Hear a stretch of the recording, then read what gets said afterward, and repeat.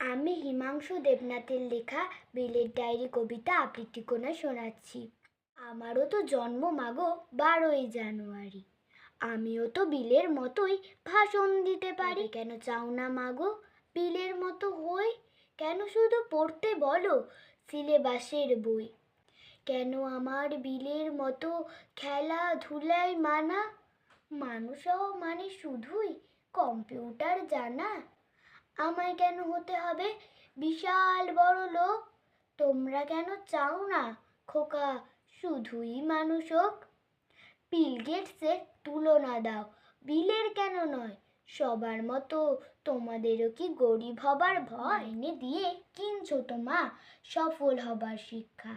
বলতে পারো কোথায় পাবো মানুষ হবার দীক্ষা? আমার হিরো বিল গেটস নয়, আমার হিরো বিলে।